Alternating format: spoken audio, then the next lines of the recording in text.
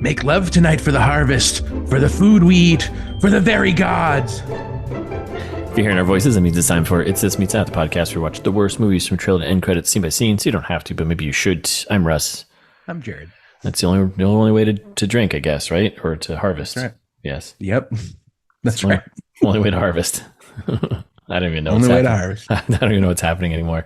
But we're back with our full breakdown of Rebel Moon, Part 1, Child of Fire, Breaking Dawn, Twilight, Saga. Every time you say it, it just makes it worse. It makes it worse. It's just getting worse and worse and worse. Mm-hmm. Oh my God. So we did the trailer trash, and for this movie, do you want to give a quick recap of what the log line for this one? Yeah, in case you forgot the premise here, when a peaceful settlement on the edge of a distant moon finds itself threatened by the armies of a tyrannical ruling force, a mysterious stranger living among its villagers becomes their best hope for survival. I guess that's the thing, right? That's a log line. I mean, it's a sentence. What's a sentence? Now, I think for our prognostications, we got a few things right. One thing we got right was if he didn't do so many slow-mo moments in this movie, it would have been under 2 hours. So yeah, we nailed that one. We did not nail. We thought that the trailer was going to be indicative of what happened in the movie. Right. But actually, the trailer is mostly flashbacks. Because the movie is mostly flashbacks. Mostly flashbacks and exposition. That's pretty much all it is. So, which is not a way to make a movie, listeners. I'm sure you know that, but Zack Snyder doesn't. No. But hey, they're still writing him checks, so he must be doing something right. Yeah. Yep. Oh my God. But long story short, this movie is not good. And no. Yeah, it's a little we nailed that. We nailed that. Yes, we nailed that. We nailed that. We weren't going to enjoy it. No, it's pretty boring. So, do you want some quick info on this thing? Yeah, please. So, director is Zack Slo-mo Snyder. Mm-hmm. This movie, I think, has probably more slow-mo per movie minute than I think other of his movies. I think you're right. I was trying to compare it in my head along the way. Like how much slow-mo is in 300? A lot. A lot. But I think there was more. I think this is like, of the 2 hours and 15-minute runtime, I think 90% is in slow-mo. So yeah, like any battle scene in this movie, just imagine it being in slow, like almost 100% in slow-mo. Yeah, actually, yes, every fight sequence was just in slow-mo. Yes, yeah. It's like why? It's like a nice spice. Like use it sparingly. Yeah. It's like saffron. You don't want to use too much. Just a little bit here and there, because it could be overpowering. So who wrote this fantastical thing? Yep. So Zack Snyder's 3 people involved with this, so we can blame 3 people. Zack Snyder directly. He came up with the story and also was part of the screenwriting crew. Yeah, that's a great point. Should be story by a story too. Yeah, should be story by Seven Samurai, Kurosawa, and George Lucas, because that's pretty much all this is. And the other 2 folks here that are involved, Kurt Johnstad. The Grip. Yeah, so he was a writer on 300, Act of Valor, Atomic Blonde. He did that one. He did the sequel 300 Rise of an Empire, which no one I think saw. Nope. But that's what he's got. He's 1997 his a video, True Vengeance, whatever that is. And then 300 was his big movie. That's going to do it for you, right? Okay, so he's a Snyder guy. Yeah, he's a Snyder guy. And then we got Shay Hatton, also Army of the Dead. He's a Snyder guy. Unhappy. He did John Wick. Yeah, he does, doesn't he? Yeah. Oh man, come on. What kind of smile is that? Like this is like the most half-assed smile I've ever seen. It's so sad. Army of Thieves, Army of the Dead. So again, another Netflix Snyder darling here. I know what you did last summer, the TV series. He's done. I watched that. It was okay. So he wrote John Wick Chapter 3, Parabellum, which was not good, and then he also did John Wick Chapter 4, which I didn't really like that movie. I'll be honest. I'll throw it out there. So didn't see it either. I've never seen a John Wick. Can you believe it? Oh, really? The first one's just a good old action movie, and the second one's good too. It's the third one where you're just kind of like, all right, this is just we're rinse and repeat. The fourth one was just too long, too much. Oh, really? I mean, I love Keanu Reeves. Yeah, I mean, you can't get too much Keanu, but at a certain point, you're kind of like, all right, can we do something else here? Mm-hmm. So yeah, those are the three people we need to blame for this existence. Okay. So who's in this? We got Sofia Boutella. She plays Cora. Okay. Has she done other stuff outside of this? Yes. So Sofia Boutella, yes, she's I'm trying to think of her big one. Kingsman. She was in Star Trek Beyond. Yeah, I don't think that was like kind of a big thing. Okay. And she's kind of like a lot of different things. Fahrenheit 451, Hotel Artemis, which was okay. The Mummy. I think she played the mummy in that one, or the queen thing or whatever. Yeah. Atomic Blonde. That's right. She's in that. But yeah, a lot of music videos. She's a dancer. She started out as like a trained dancer. I think she's like a ballerina or stuff. So she's in like a lot of music videos, like a lot of Madonna music videos and stuff like that. A lot of them actually. So yeah, yeah. So there you go. Who else we got? Yeah, I'm gonna pronounce his name incorrectly. I didn't look it up. Maybe you can help me with this. The actor who plays General Titus. Is it? Yeah. Djimon Hounsou? Yeah, I don't know how to do that one. Should have looked it up. But he's been in a ton of stuff. He's been in like Guardians of the Galaxy. Like he's been in actually a ton of stuff. He was in Gladiator. Yeah, he was in Guardians of the Galaxy. Blood Diamond. He has like Black Adam. A lot of lines in this movie. Yeah, and he's just like in just a ton of stuff. So Charlie's Angels, A Quiet Place Part 2, which I didn't see. Captain Marvel. Shazam. Right, because that's what makes sense. Aquaman, he's all over the place, huh? Yeah. Serenity, that was an okay one. Wayward Pines. So, yeah, he's just a working man here. I like that. A little Marvel, a little DC. Constantine, he was in that. Yeah, he's been in a lot of stuff. So yeah, he's great. Ed Skrein. Wait a second. You mean 2016 nominee Teen Choice Award Choice Movie villain? Yes, that's him. That's that Ed Skrein. For Deadpool? Yes. He plays the villain in this. He plays our very generic Nazi villain, Atticus Noble. He's got a good villain face. So yeah, Ed Skrein, yep, he played Ajax in Deadpool. He was in The Transporter. He played the villains in that. Transporter Refueled. You know, he's kind of bouncing around some stuff. To me, every time I see him, he just like, I feel like he overacts sometimes. Yeah, I can see that. Yeah. We got Michiel Huisman. Was it that works. Michiel Huisman? He's the only one I think I recognize. Yeah, so he took over. So funny enough, he took over for Game of Thrones. He played a character in Game of Thrones. I don't remember the character's name, but he took over for. So Ed Skrein was playing a character on Game of Thrones for like the first season or something, and this guy took over for him. Oh, yeah, no kidding. Yeah, so look at that. We got that connection there. Yeah, that's funny. Yeah, I guess he was on The Flight Attendant, which I didn't see, but I heard was great. It is great. Yeah. Hill House, that's what I know him from. The Haunting of Hill House? Yeah, or the biggest thing that I've seen the most minutes of him with screen time. Yeah, I just remembered him from Game of Thrones. So, yeah, he played Dario Naharis. So, sure. All right, let's move along through these. I feel like I'm going really slow. We got Bae Doona, plays Nemesis. Okay. She had the lightsabers, basically. Yep. The laser swords. Yep. She also had like 2 lines. Yep. Ray Fisher plays Darian Bloodaxe. Another 2 lines. Another 2 lines. Charlie Hunnam plays Kai, the rebel scum thief guy. Yep. We got Staz Nair plays Tarek, who looks just like Matthew McConaughey. He does. He's got kind of a McConaughey vibe. Yeah. Right? A little bit. Anthony Hopkins, voice of Jimmy. Jimmy.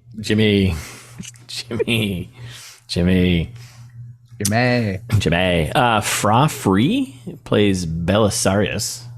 Yeah. And Simon Potter is a gray bearded man. So makes sense. Is Jimmy the robot? Yes, Jimmy's a robot. Okay, great. Yes. I was like, that sounds like Anthony Hopkins, but I don't remember from the trailer him being a robot like that. Like not exactly like that, but yeah. And that whole robot like plot line is so weird. So dumb. It's so dumb. It's just weird. I thought this guy looked familiar. The Fra Fee guy here. He was in Hawkeye. Oh, watch that show with our friend Friend of the pod. Haley Steinfeld. Haley Steinfeld. Yeah. Yep. So Very same. there you go. Yeah, I thought the guy looked familiar. So yeah, he was in that. So there you go. Cool. So production box office numbers, there was nothing. It did have a short theatrical release, but then just went to Netflix. But I did dig up the budget, which I think you said in Trailer Trash, but it's got to be a lot. 106 reported 166 million, but that's for both movies. So for both parts. Yeah, I guess. It shows. It shows. And that apparently also includes all the marketing for it. So that's pretty good. I'm kind of surprised, but they will not recoup that. Rotten Tomato score. When we did the Trailer Trash, it was at 28%. It has now gone down to 22%. What? Yeah, that's a big sink. Yeah, and 59% on the audience side, which those are the Snyder fans, I'm sure. Unbelievable. Yeah, those are the people who are like, I mean, it's not really original, it's not a really good movie, but visually it's cool. 3.5 stars. It's like, no, stop that. Yeah, it wasn't even that cool visually. No, it wasn't. It actually looked not that great. Yeah. So, especially in a couple parts. Yeah, I was like, I think I've seen better like ships flying around in like Blade Runner, like 1980s like sci-fi movies than I have like seen in this. Like, definitely, yeah. So yeah, there you go. That's all the quick info. So, wow, great work. Yeah, trying to do my best here. Trying to do my part. You want some fast facts? Back me, daddy. Here we go. Snyder initially conceived the idea for the film in college before discussing it with his buddy here, John Stad, in 1997. All right, let me tell you how that went. Yeah. Dude, I just saw Star Wars. They put him in theaters again. I've just seen it for the first time. Let's do that. We'd like a little Kurosawa because, I'm a big fan of Kurosawa because everyone is, Right. Even more than Star Wars. I think you're right. I think that's exactly how that played out. The timing lines up. Sometimes the ideas you have in college maybe don't need to be made. Most of the time. Yeah, most of the time. Just most of the time. Any ideas you have in college probably aren't good. Just keep them in a shoebox somewhere. Yep. So Saturn to pull it out again 10 years, 15 years later. I guess, right? And to get $166 million to make it into 2 parts. So not only did we said this in the Trailer Trash too, I think you brought this up, but not only did he pitch it to Lucasfilms as a Star Wars movie, but he also pitched it as a video game and film to Warner Brothers Pictures a couple of times. A couple of times. No. Like what did he change like the next time coming in? Like, okay, so I've added laser swords. Guys, picture this. I know it's hard to imagine. Laser swords. Never been done. Never been done. You mean a lightsaber? No. These are actual swords with lasers. It was at one point planned as a TV series, and that might have been better. I was reading on the Wikipedia page that he's got this massive plan. He wants to turn this into his Star Wars, right? And there's all these plans for like the comic books, like side characters, storylines, and there's graphic novels planned that are going to come out next year or this year, I guess. Tabletop like board game he wants to do. What? It's just a full-on media onslaught of a really bad movie and characters. Yep. So, well, at least 2. Yeah. Really bad movies. Presumably, we'll see how that one goes.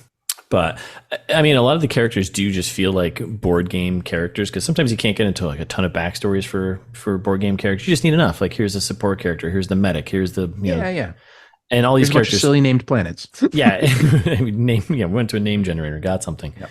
This feels like that because all these characters have no depth in whatsoever. They're just like, here is thief who's going to turn on you and be the twist of the movie. Here is farmer. Here is whatever. So, anyways, Sir Ian McKellen, Sir Patrick Stewart, Liam Neeson, Morgan Freeman, and Anthony Daniels, C-3PO himself, were considered to play Jimmy the Robot until Sir Anthony Hopkins was chosen. There are a lot of sirs in there. A lot of sirs, yeah. So, can you imagine if Anthony Daniels was? That would be. I don't know. I don't know what that would be. So mad. Imagine Liam Neeson doing the robot. Yeah. I have a certain set of skills. That would be pretty funny. Yeah, I'm glad it ended up being Anthony Hopkins. I think. Yeah. It makes the most sense. For the film nerds out there, this is Zack Snyder's second fully digital shot film after Army of the Dead, which was also on Netflix. The rest of his films are shot on 35 or 65 millimeter film, and most likely due to the partnership with Netflix, which has a long-standing rule to deliver in UHD, ultra high definition. Sure. So makes sense. Whatever. Well, looked fine on my TV. So, whoever's footing the bill, I guess. If you're going to pay me, I'll shoot it on Polaroid. I don't care. Yeah. This is kind of a fun one, at least. The name of the rebel group, the Blood Axes. Yeah. I mean, there's a lot of Viking kind of hints here. Even like the villagers in the farming community are very Viking. They get the long house and the horns and the. Sure. Yeah. So the Blood Axe is a nod to the Viking king Eric Bloodaxe. 930 to 954 there, who died at the Battle of Stainmore, was that Pennine Hills, Cumbrian Britain, who briefly ruled Norway and later part of England in the 9th century. Oh, that's fun. Can't say you haven't learned something from us, a little history. So that's right. You're welcome, listeners. You're welcome. And then last but not least, and this is a really stupid one, this is the second Netflix exclusive film to have a longer version of the N logo instead of the ta-dum short. I did notice that, and I did not like it. It's because it was in slow-mo. You just couldn't see it. Exactly. Like shave another minute off the runtime. Yep. Just we're cutting time here. We need to make these things more efficient. So incredible. I got a bonus fast fact for you. You know I love the bonies. Because we talked about it a little bit in the trailer trash of Hunnam's accent. Oh, yes. Oh, God. I think it's I read Scottish? an interview about that. Irish, nope, Scottish? I thought it was Scottish too Irish? at first. Yep. Okay. So again, he's English. Correct. Yeah, I knew that. For the listeners. And the story of him doing the Irish accent, Oh my God. he's like, it's like Ireland tradition of rebellion, yada yada. Yeah. Like that's what he's going for. So he's like, oh, my favorite accent in the whole world, Belfast accent. So he's like, we did an original cut of this, and I nailed it, perfect accent. He's like, but stupid American viewers couldn't understand me, and so then I had to dial it back a little bit because I did too good of an accent. But this is literally him in an interview saying that. My accent was too good, and the Americans couldn't understand it. So stupid Americans. Yeah, so I had to dial it back. So this is like he's like, so I thought about it more, and I was like, well, if there was an Irish guy in space for like 1,000 years, probably lose a little bit of the accent, and so that's what it's like, the space version of the Belfast accent. Okay. Jesus Christ! I was like, how self-important do you have to be? Charlie, sit down. You're not that important. Chuck. Look, May I just Chuck. call you Chuck? Yeah. You're not that important. Just relax, would you? No one I just did too good of an accent that the Americans couldn't understand it. I mean, we do too good of a podcast that, no one listens. Right, exactly. You can't understand it. You can't actually understand what we're doing here because it's too good. So yeah. And I hope when he says the Americans couldn't understand it, I hope he just means Zack Snyder. Like he's like, Chucky baby, unintelligible. I can't understand what you're saying. This isn't a closed caption film, baby. Dial it back. Not even closed captions are gonna get you. Yeah, I thought it was Scottish at first too, but no, Belfast. That's what he was going for. So this makes sense then, because in the trailer, it's kind of a mess. So I wonder if like those scenes he had it dialed up, and then in the movie it definitely does. It comes back. So I was like, I think he's just doing like a really basic Irish Scottish accent right now. Mm-hmm. Mm-hmm. So stupid. Okay. Awesome. I wonder how many scenes they had to reshoot. Oh God. Well, he's only got 20 lines, so right. Not that much. No one says much other than when they want an exposition about everything. Yep. That's pretty funny. God, that's fantastic. Okay, that's it for Fast Facts. Do you want to Hollywood pitch me, mofo? Do I ever? Can't wait for this one. This ought to be fun. Yeah. So as I was watching it, this movie obviously is Harry Potter and the Sorcerer's Stone meets Night at the Museum, Battle of the Smithsonian. So yeah, I mean, say no more. Right off the bat, both of these movie titles too long, Too just long. like Too long. this movie title. Yep. Yep. Didn't have to be. Didn't have Nope, to be. Didn't have to be. Harry Potter, I'll cut you some slack. Yeah. But Night at the Museum, not for you. No. Battle of the Smithsonian. Come on. Let's go easy. Dumb.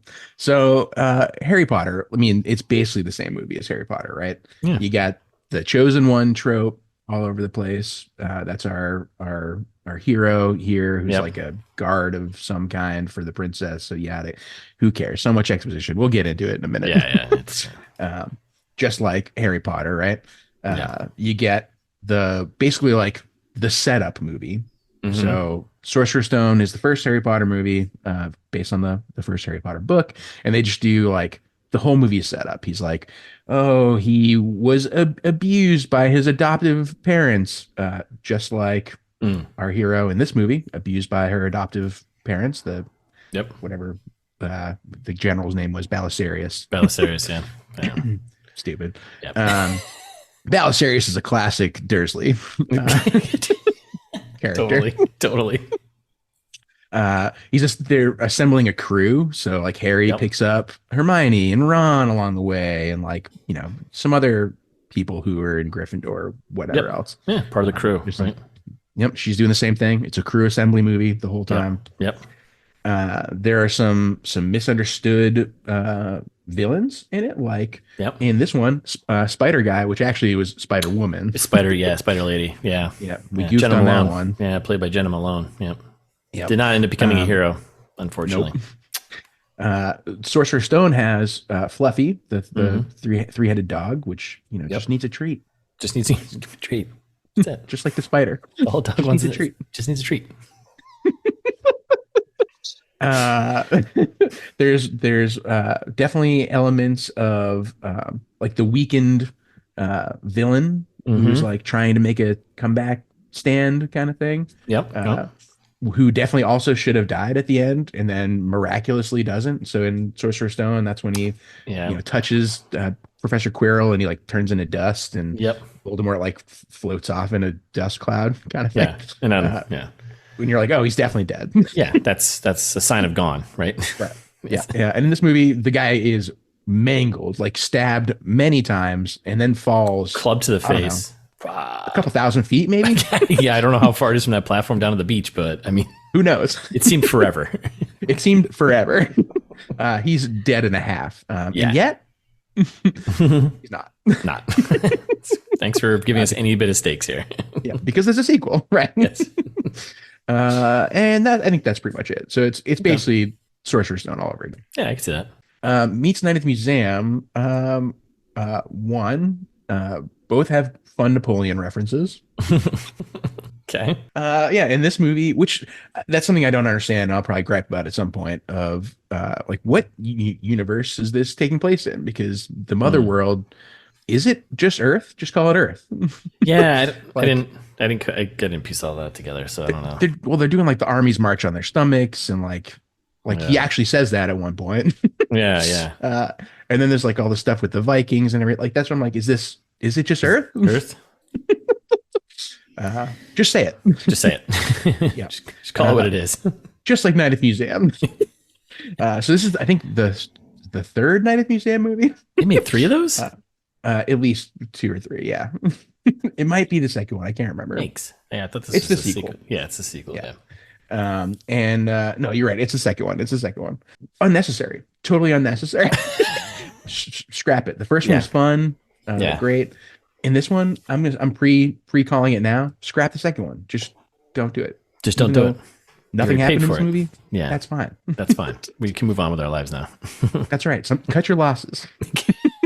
Just don't put out the second one. And what else happened in here? Night at the Museum. Yeah. I don't know. There's not a whole lot. I couldn't think of anything else. All right. They both have Napoleon at some point. Actually, bonus fast fact in my pitch, because my pitch is a little weak. When I did a little math on 10,000 bushels here, we're talking bushels of food. Yes, right? Grain, right? Yep. Grain. 10,000 bushels of grain. You can feed roughly like 1,500 people for a year on, assuming you're growing wheat or something like that. Yeah, Right? yeah. Which I was like, is probably maybe like the size of the village for about a year. So I think they nailed it production wise. Of like what they're actually going to produce to. Good math, Zack Snyder. Yeah, good math. Good mathing. Okay. Yeah, maybe I'll think of something else, but that's about it for me. Yeah, who knows? Maybe something will pop up as we're going through this, you know? Yeah. What do you get? Presumably better. So I'm going with It's Once Upon a Time in the West, Sergio Leone Western obvious, flick, meets Moneyball, Aaron Sorkin, Brad Pitt, baseball movie. So I'm going Once Upon a Time in the West. Both movies have outlaws in them. Both, obviously, Once Upon a Time in the West is a Western, and this movie, Rebel Moon, screams Western. It screams Western, like all the going into the saloon, like Star Wars. Basically. Just like that movie, that little movie called Star Wars. Yes, just like that. Both movies have protagonists trying to help like a weaker group of people or person. And both movies, the central kind of plot about what kind of gets people moving along is about land, owning land, and like the resources you're getting from it, right? Because like when Atticus comes down, he's like, yeah, we need all your food here, your wheat and stuff like this. And Once Upon a Time in the West, it's all about this farmer losing her land to Progress train wants to come through, right? Big landowner. So big train people, but big train people. Yes. Big people's land. Yeah, no, definitely not. Yeah, I think that's it for Once Upon a Time in the West. I like that. You get some characters getting together in that to kind of help, someone weaker who needs the help. So, Moneyball. Now, both movies are. Both movies. I mean, it's pretty obvious. This is pretty much Moneyball. Both movies are about gathering a team together. That's right. Underdogs. It's really just an underdog story, right? Look at the stats. Yep, it's an underdog story about overcoming an evil empire. In this movie, it's the Motherland Soldiers or whatever. Moneyball, it's the New York Yankees, evil empire. We all know that. Yeah, we can all agree on that. We can all agree on that, right? So, but then at the heart of the story, though, Moneyball is really about like a father-daughter relationship. Because remember at the end of that movie, he like reconnects with his daughter and is like, I'm coming to Boston or something like that. That's right. And this movie, Belisarius, although not a good dad, is trying to reconnect with his daughter. So not that he wants to repair the relationship, he wants closure by executing her publicly. But right. Crucify her in front of the Senate. Yeah, yeah. But it's more of a father-daughter story. Yeah, tomato. Let's see what else. Gathering a team. I got that. Underdog. A lot of money exchange. Moneyball is about signing players who can get on base for low money. Yep. This movie is a lot of just paying people to come and help out. So optimization, right? So. And I think that's it. Nice. Great pitch. Keeping it tight. Keeping it short and sweet. Yeah. Love it. All right. Something about Napoleon, probably. In Moneyball, I would assume. I'm assuming there's something about Napoleon in Moneyball. Probably. All right. So are we going to get into this thing or? I think so. Yeah. Great work. Us. Yeah. We have, of course. I mean, when do we not? So, all right. So let's get to, we get Netflix, all the production, right? We got Netflix, we got Grand Electric and Stone Quarry. I don't know any of these. I don't either. Groups, so I didn't look up any of them either. Nope. Super ominous music happening that made me hate all of these studios. So bad job. Yes. Yeah. Maybe not what you intended, but. So I watched this opening part. So this opening is we get a ship flying through like a vagina-shaped hole in space. That's right. And Sir Anthony Hopkins, he's doing a little exposition. I watched this at 1 a.m. last night because I was trying to watch the movie before, and I was like, you know what, I'm not gonna do that. I don't know. He just filled us all in about the situation, right? Is that all that? Too much. Yeah. Way too much. Okay. Something about there were 1,000 kings who ruled for yada yada, and they went into space and they conquered stuff. And it's like, it's exactly what you expect. Yeah. Okay. But then an assassin killed both the king and the queen and ruined the bloodline. And okay, I don't care. Yeah. Then it talks about the world's on the edge of the outer rim here. They're rebelling. That's where Belisarius comes in, who's like trying to usurp the throne.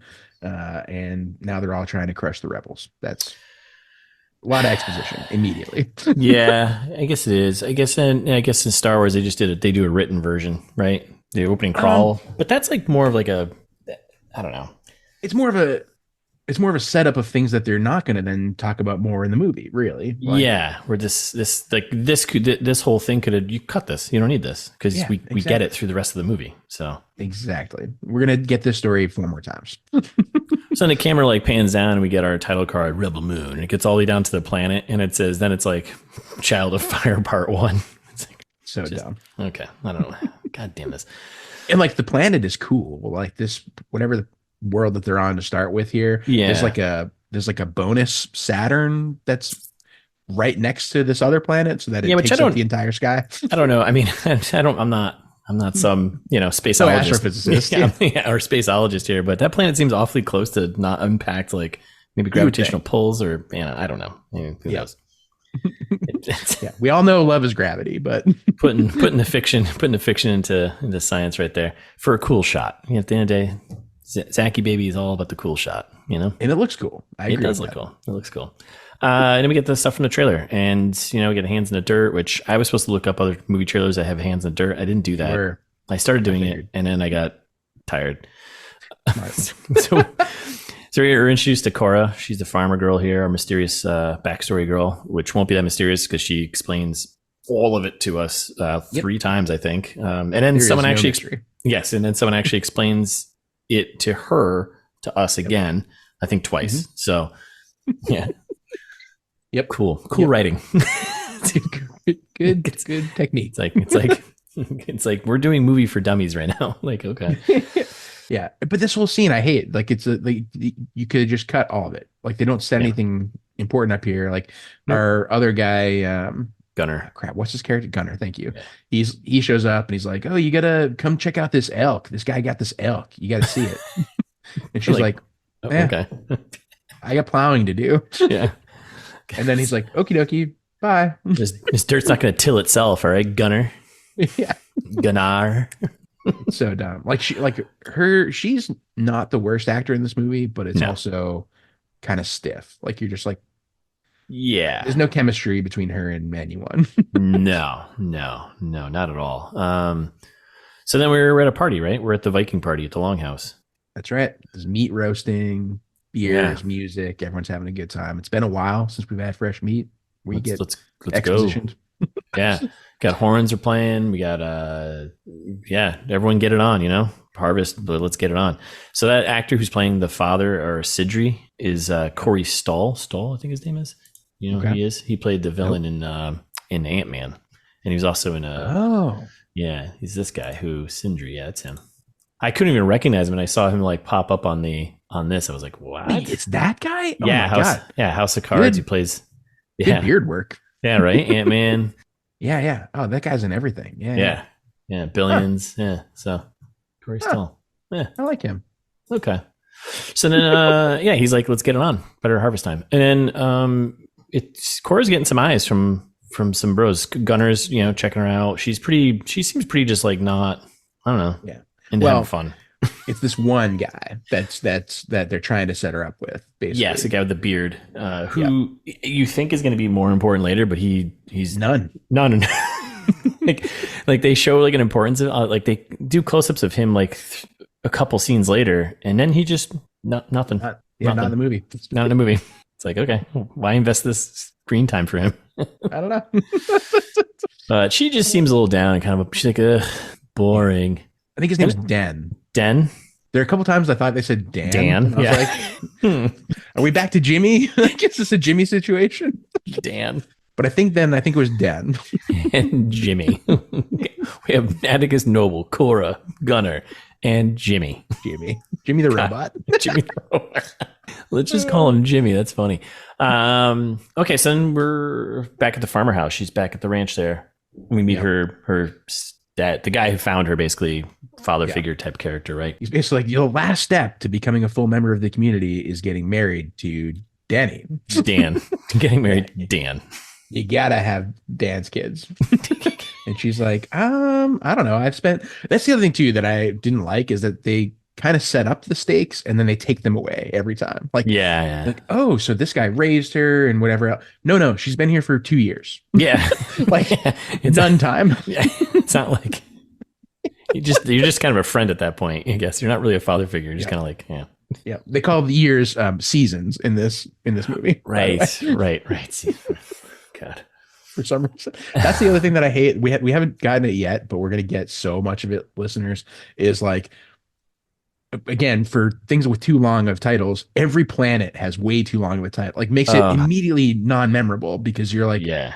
I can't read 10 words in this 1 second that you throw it on the screen. Yeah. It was just too much. And like, I mean, stolen right from Guardians of the Galaxy because they're bouncing around all the planets. But at least Guardians of the Galaxy had like planet names that were, these are short and simple, and Exactly. But it was literally just lifted right from Guardians of the Galaxy. Like, here's a space shot, name of the planet, and now we're in there. Yep. That would have been an easy. Pitch, Guardians of the Galaxy for this, but we tried to take the middle route. Yes. But she does a bunch of exposition in the scene, basically explaining the child war thing from the trailer. Yeah. She's incapable of loving or being loved. Okay. It's like not subtle at all, just right in your face exposition about like, I can't love. It was beaten out of me. Like, all right. Okay. All right. Let's and Dad's like, all right, get some rest. I don't care about this anymore. Go to bed, would you? End this scene. Then we're on the farm. We got some slow-mo seed dropping. Just dropping some seeds in slow-mo. Wow.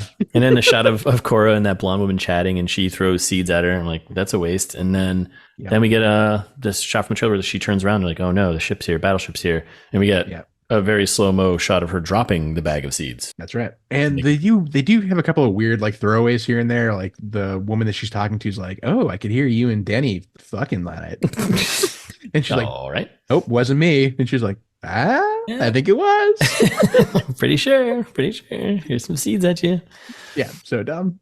So then she goes running. Around. It's all from the trailer. Her setting off the alarm, doing the hammer on the bell, bing, bing, bing, bing. And then Corey Stoll, his character father, shows up. The councilman, the leader of the group here.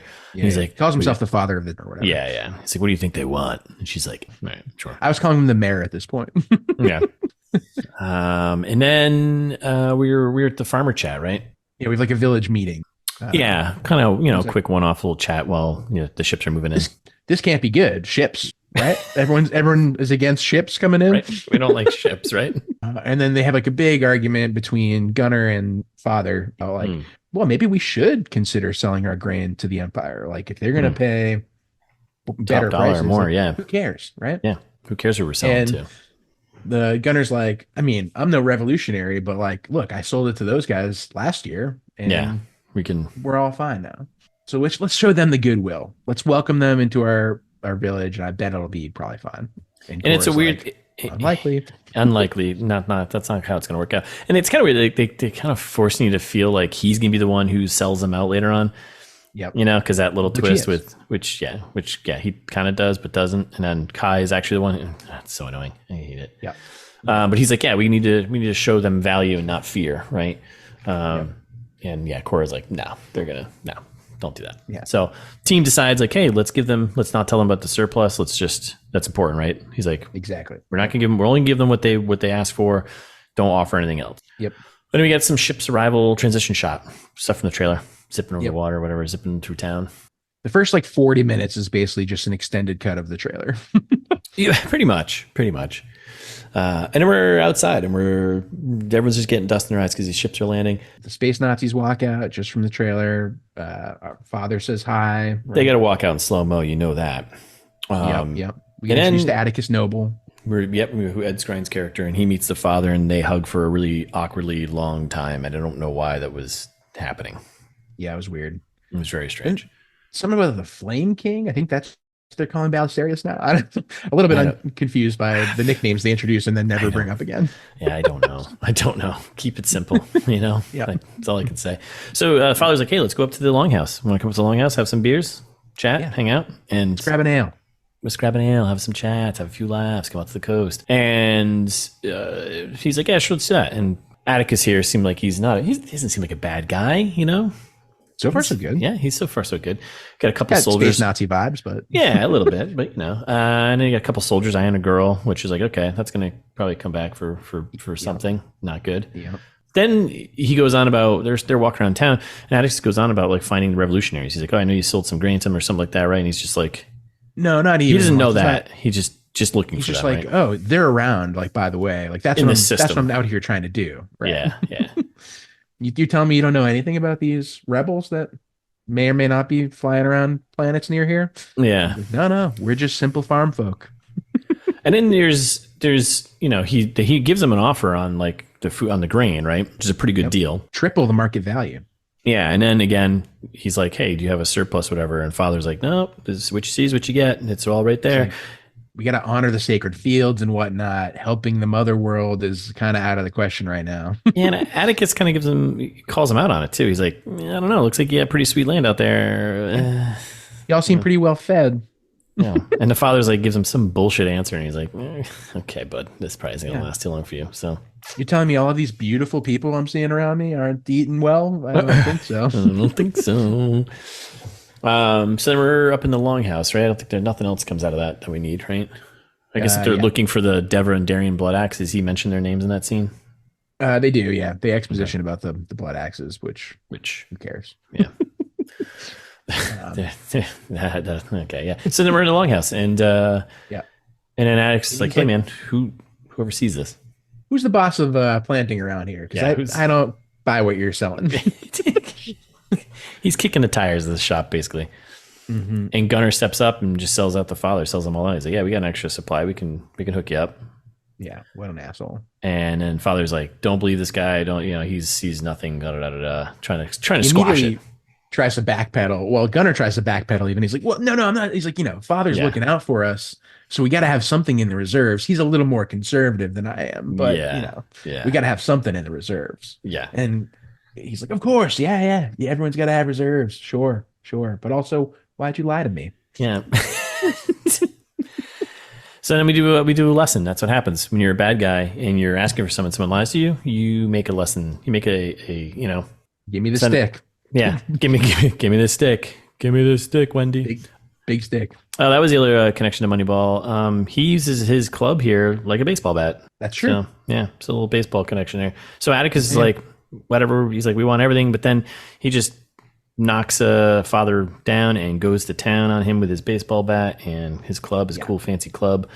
And everyone is just shocked. And then I think his wife or whatever, she runs towards him and gets lightsabered. She gets lightsabered, pretty quick. I find it interesting. I just realized this, that they give the bad guys the blue lightsabers and the rebels the red lightsabers. So, it's nothing like Star Wars at all, It's totally different, yeah. Completely different. God, I hate it.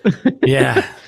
But this is when we get the setup here of, all right, well, so the harvest is going to be done in 9 weeks. I'll be back in 10. And I need 10,000 bushels. And he's like, well, I mean, we only produce 12,000 bushels.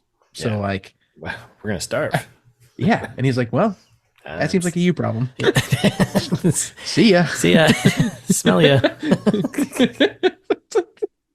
Yeah. So they've already got a death date basically in 10 weeks. Yeah, pretty much. And so then the ships leave, but we have soldiers left behind who are setting up shop and like kind of just taking over and staking claim here. We meet Jimmy. He pops up and we learn that Jimmy was like an old soldier, right? They used to have these robot soldiers that worked for the king, but when the king was slain, they all put down their weapons and became docile, kind of just work horses, right? Yep, exactly. That's when we get introduced to Private Eris. Very briefly for some reason. Here's another guy. That's right. He completely in the rest of the movie? No. Yeah, no. I was like, wait a second. Like he has such a part in this. So like he's standing up for the villager girls. He's like, Yep. Did he die in the farmhouse? Nope. Jesus. Just disappears, falls off the visit. I thought he was going to go with them. Yeah, I thought so too. Huh. Maybe he comes back in part 2. Who knows? Yep. So that's when we meet like the asshole soldier Marcus and the other guy that they just call Boss mostly, who's his boss. And everyone's yelling at everybody. They're all like, "Give me some water." They're picking on the girl again. Sam is her name. Yep. Okay, I didn't know that.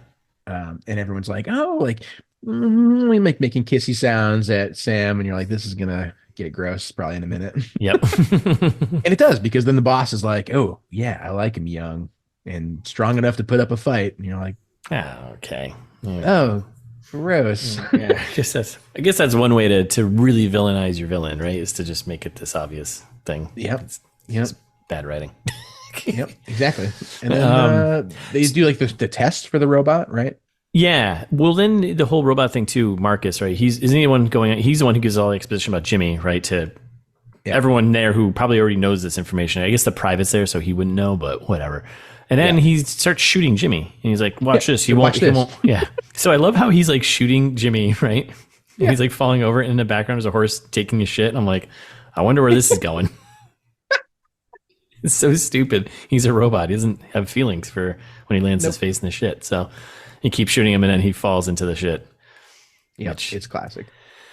So then we're in a riverway, right? He does look sad. He does look sad. He does look a little defeated. And that's when the boss like has a little bit of compassion. He's like, "Go clean yourself up, robot. Yeah. Like go to the river, and Marcus, you get back to work too." Yeah. So we're in the river, and Jimmy's down there. He's washing his face off, getting the shit off his face. And he's like, "Robots take baths." Yeah. He's like, "What a long day. What a long life."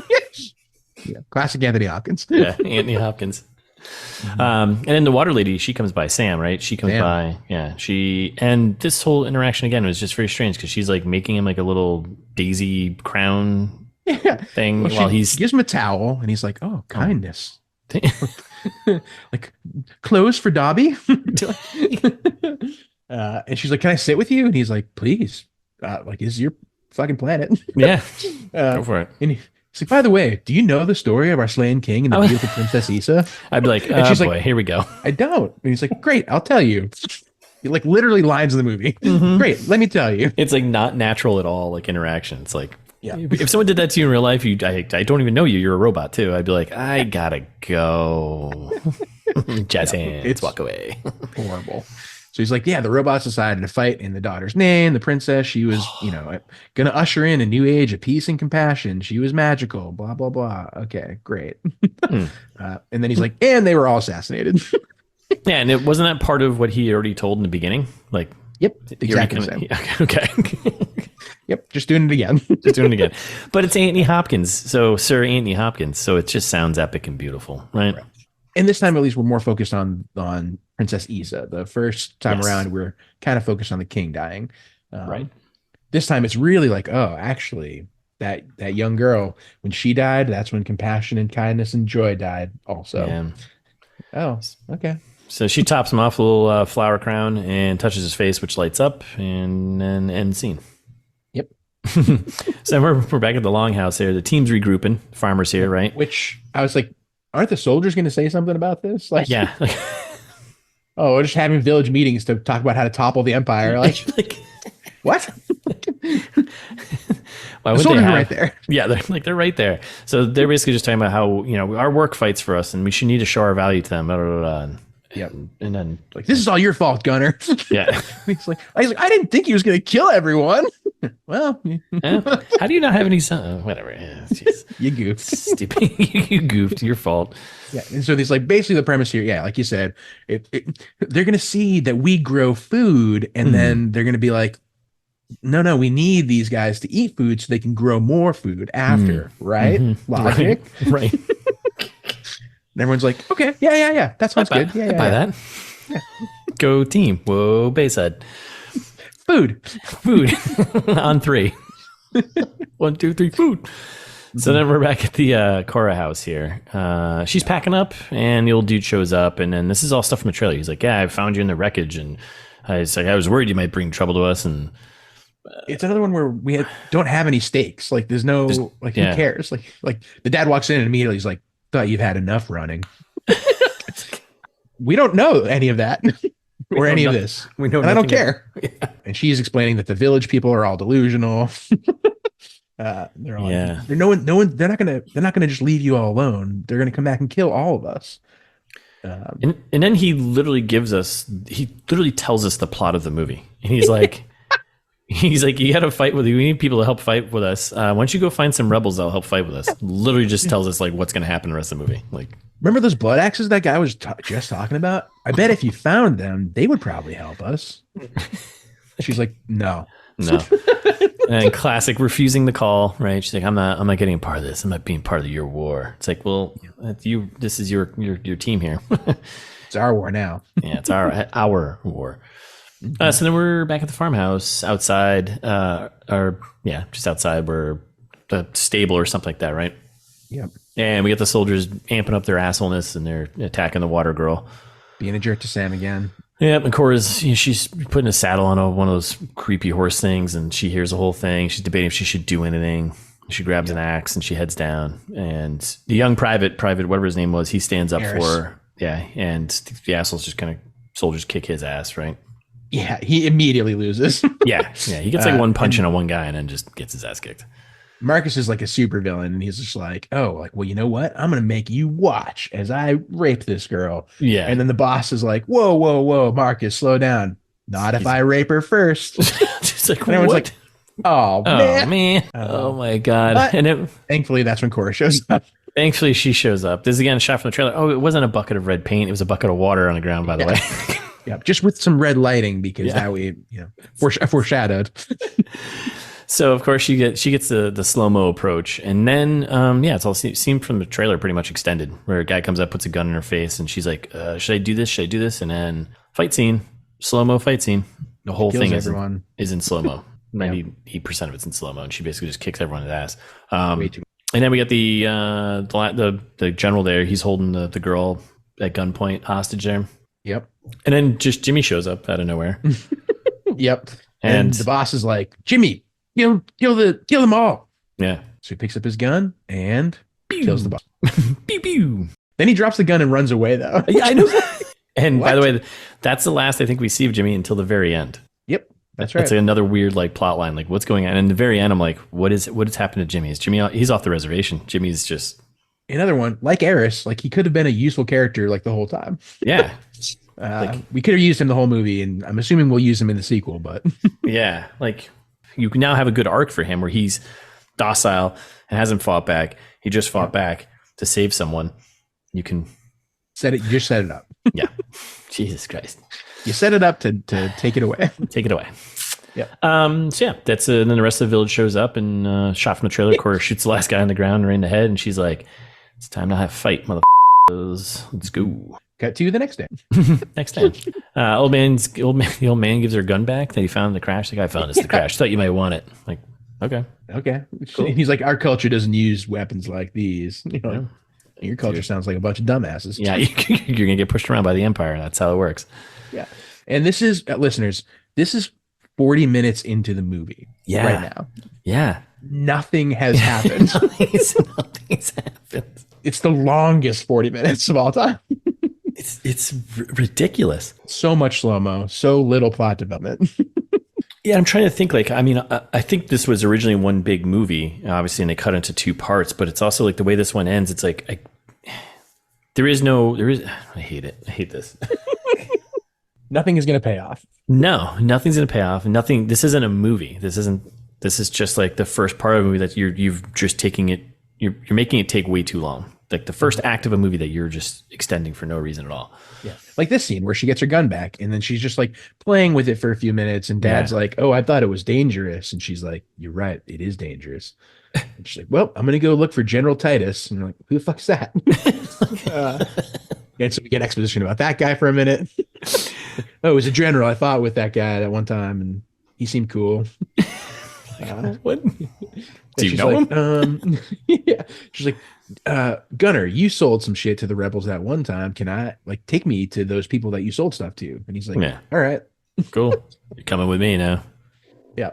And so everyone's excited now. Like, well, if we can find that general and we can find an army, then we could save the farm. We could save the farm, everybody. There's no stakes in this movie. It's so dumb.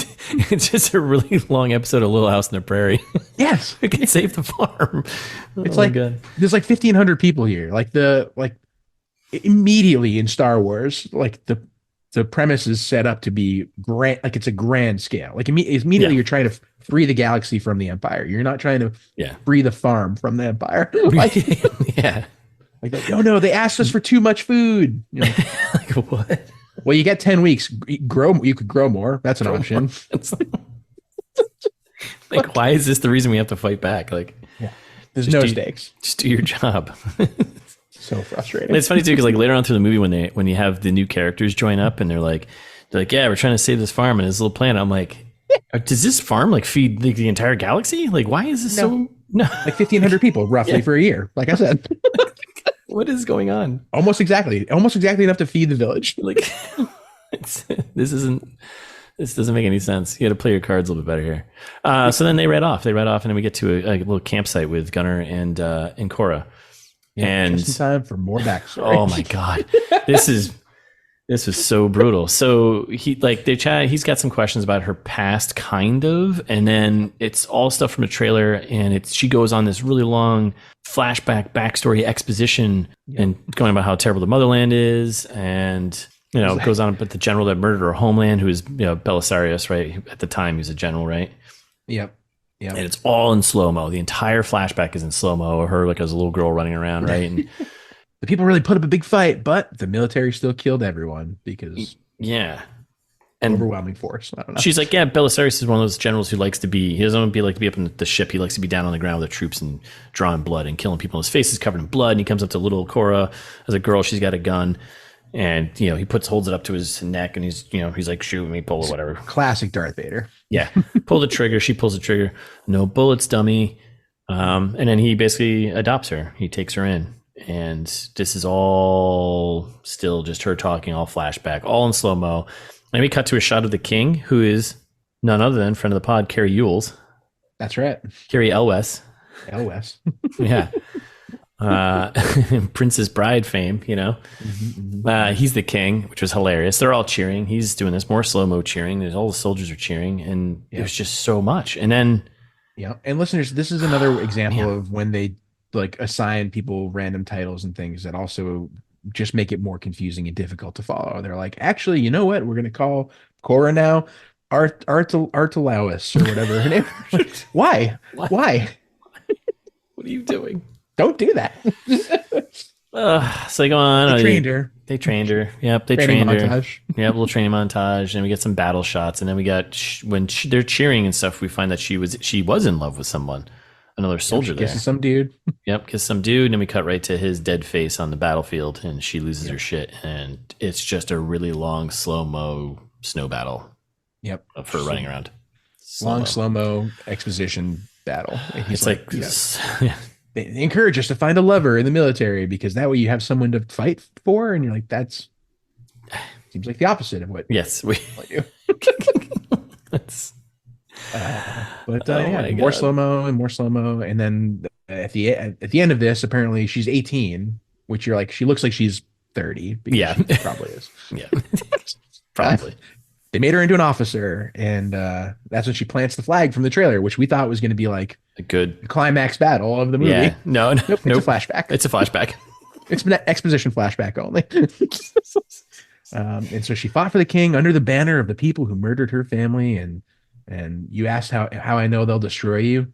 It's what I would do, and I am them. And then I love they come back to the camp, and he's just like, okay. And she literally says, I'm only telling you this so you know who I am. Yeah. What piece of dialogue is like, oh, thank you for letting us know that's why you're telling us. Don't exposition the exposition. Yeah. Did you use exposition the exposition? Zack, stop writing. Just stop writing. Yeah, God, just stop writing. I'm only telling you this so you can follow the movie better. Jesus, man. Like, wait, this is a movie? What's a movie? I'm just a simple farmer. Yeah, I'm just a simple farmer. And then we got our first planet transition plus title card shot. New place, Port City of Providence. Yeah, which is on Velt, I guess. Which is the planet we're on. That's a farmer planet, but yeah. There's a 10-word title card here, and you're like, I can't read all this. I don't care. Yes. Call it Providence. Fine. Providence, great. No one wants to be there. Good enough. So then we're heading into the saloon, the cantina, and we just got a bunch of various creatures and ghouls and goblins, right? We get introduced to the bounty hunters just outside of the saloon here. So we get the premise here. The bounty hunters are for the Empire. They're picking up the rebels. Oh, shit. That guy that they're picking up right now, that's the guy that we needed to talk to. I was like, man, what timing? Yeah. Just so happens. That's how we make the movie work. Yeah. Yeah, we pulled into town when this guy gets caught. Oh, shit, that's the guy. And that's when they go into the bar because they're like, well, we got to find another guy. Well, so it's important too to note. So this guy that he's like, that's the guy. He comes back later on. But they got these little like kind of look like scorpion type of things, like prison. Yeah. It'll kind of rides up along your spine. Yeah, kind of cool, and like cuffs your hands, your feet, and your neck, and like puts you in like this little lock thing that Yeah, it's like a Hannibal Lecter dolly, but sci-fi. But sci-fi, yeah, perfect. Right. Somebody gets some more slow-mo walking, and they're in She the asked cantina. at the bar for Carbost, which apparently is a drink that they don't explain, even though they explain everything else. But apparently Gunner doesn't drink it because he like gags on it, and you're like, oh, okay. So there's a key moment when we first see the hands of our rebel scum buddy here, Kai, exchanging money with the spy. This is literally ripped right from Star Wars, the scene where you get the spy who's like watches him take off and to the Empire. It's the exact same thing. And this guy we see later on, he walks by Cora and she notes him because Zack Snyder is not very good with subtlety. Yep. So nope. I wonder if we're going to spot this guy later on, and I wonder if there's going to be a twist where Kai is actually a thief. That would be crazy. Crazy. So anyways, there's a lot of like weird stuff in this movie that I would have just cut anyway. So like then there's this other alien that comes over and he's like D-Gen alien. Yeah. D-Gen from up north.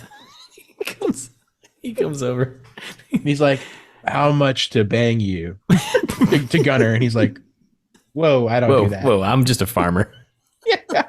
And then he like grabs Till my his nuts soil. and you're like, Yeah. what? What is this movie? Why? What is Zack? Zack? Put the camera down. So yeah, again, basically the same thing. My friend doesn't like you. I don't like you. It's basically the same thing. It's exactly the same. And Cora kicks this guy's ass, takes a knife out, and it's like, I told you to move along. Yeah. Move along, you sexual deviant. so he leaves. So he leaves. And then she like turns around and asks the entire, like not very subtle. If you're like, I don't like you're coming in being all secretive and like hiding yourself. And then you literally turn around to the entire bar and like, hey, I'm here. Here's my face. I'm looking for information. Who knows General Titus? And everyone's like, except for one guy's like, I know. And it's like a tick thing that's like feeding off a guy and like talks to the guy. It's like, that General Titus, that crazy bastard. I think he's out fighting in the Colosseum. And you're like, wait, what? Like Rome? Where are we going? Love and Gelato? Yeah. He's at the fight arena. And you're like, oh, of course, the fight arena. Of course, that checks out. But the last hunters that were looking for him died. So like, just so you know. Oh my god. So then we get the Coliseum is. Yeah, we get our okay, so we got our next clue, our next tip for a place we got to go. Okay, good. Yep. And then the sexual alien there, D-Gen alien, he comes back and he comes with backup this time. He's like, yeah, should have messed with me, blah blah blah blah blah. Yep. Should have killed me when he could. Yep. And then we got a super long slow-mo shootout scene in the saloon. So much slow-mo. It gets so dragged out. She's like, I'll give you one more chance to walk away. And you're like, no, don't do that. Yeah. Just come on. Yep. Yeah. I think there's a little more. Yeah. It's just Zack with the slow-mo, just stop, please stop. And then they clear the room and at the last second there, our D-Gen monster is about to shoot her in the back of the head. But Kai, Charlie Hunnam there, who's, Scottish guy, Irish guy. In a perfect Belfast accent. In a perfect, I mean, I have not ever heard a better Belfast accent. Even people who are from there. That's right. Yeah. Really nailed it. Yeah. He shoots the guy behind her and, saves her. So there's a little bit of something there. And then he's like, yeah, I can offer a ship. I got a ship. I'm going to help you out here for a price. Yeah. Y'all need ships? I got ships. Let's do it. And then they depart on their little ship there. And again, straight from Star Wars, we get the spy guy who Kai was literally just exchanging money with. Yep. Watching them take off. So we know someone's getting tipped in somewhere. Well, we're setting our course for Pollux, but we got to make a quick stop first. Oh, right. Yes. I know a guy that we can find on our way. That can help out. Yeah. Yep. And then they do a little like throwaway. It's again like a Star Wars ripoff of like, oh, what? You've never been off planet to Gunner and like, yeah, you never been in a ship before. You better hold on. Yeah. Okay, I get it. Yeah. And then I think, but I think now we're going to take off to our own planet of That's right. end of part one, outro part one planet, Uh-huh. which that was still named better than most of their planets in this movie. So Yeah, and with less exposition. So. Yes. So we're actually gonna take off from this podcast right now and end part one. That's it. Thanks for listening. Back on Thursday, part two. We have no idea what's gonna happen, but we do. Could be anything. There's so many open questions, but not really, because nothing happens in this movie. So that's right. They just gather a team. So we'll be back Thursday, part two. You can follow in the meantime, you can follow us on Instagram. It's This Meets That. ITMT Pod on Twitter, or on YouTube, wherever you listen. You can subscribe. And, auto download, maybe. Share with a friend. Share with friends is good too. Do that. Or share with strangers and leave a review. Apple, Spotify, those support reviews. You can also probably like write a Yelp review or something. We say that all the time. Wouldn't that be funny if somebody did that? That would be good. Or we had an email in the last Trailer Trash, which we love because we read them in Trailer Trash. You can do that. Send us an email also. It's thismeetsthat@gmail.com. We love those. Or you can go to the website where we've got all of the old episodes, 250 plus, so many hours of content. Find information about Russ's book, Host, which you can buy wherever you get books. Heck yeah. You can get a t-shirt, and it's This Meet That t-shirt. We have lots of like art and things, logo t-shirts. Yeah, that's right. Safety tips, whatever you want. It's all there. Check it all out. It's thismeetsthat.com.